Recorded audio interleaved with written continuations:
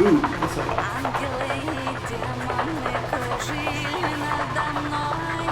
Oh, cloaking device. Yeah, I'm enjoying this already.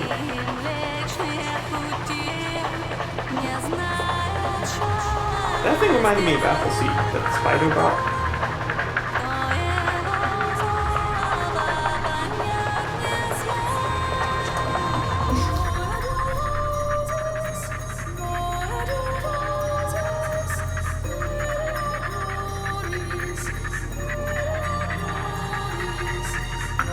Where else have I heard this music?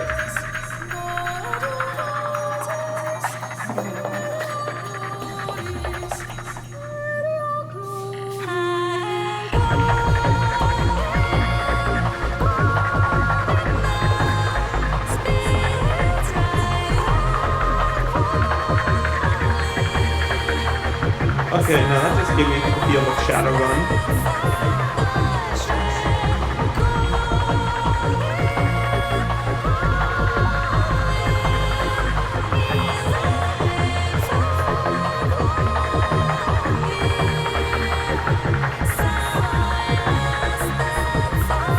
Your pistol should not do much to that thing.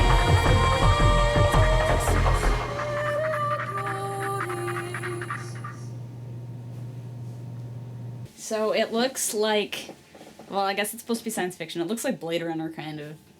Like in a dark city where it's kind of creepy all the time. Cyber Shadowrunny?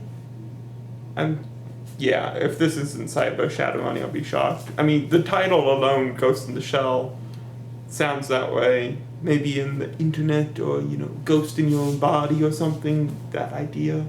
Matrix-y. I assume it's about the main characters, the female in there. She seems to have implants or possibly a cyborg.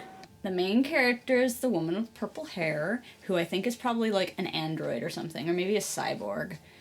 I guess we'll start with the characters. Woman with purple hair and ports in her neck. It looked like she had 6 ports, which I don't know why you would need that many. Maybe it's all one giant port, but Matrix, once again, looks fun. It looks like the spider things are important, as is ideas of childhood maybe, or memories. And she seemed to be sleeping in, the smallest bedroom I've ever seen. No, seriously, it was 3 feet tall bedroom you'd crawl in. I mean, one of those coffin hotels in Japan or something. I couldn't do that. I'm not even claustrophobic and I couldn't do that. I didn't really get too much of a menacing feel from the spider things. They might be some kind of patrol though, or maybe a security thing. I didn't get much of a sense of her personality, beyond enjoying jumping off from great heights and carrying a pistol and not wearing any pants. And I think there was a bit of it that was like her memories of having been a child. I think maybe she was taken and modified or something, and now she fights these weird spider robots that are wandering around. They're not even spiders, they've only got 4 legs, but they look like spiders somehow. That are wandering around the city.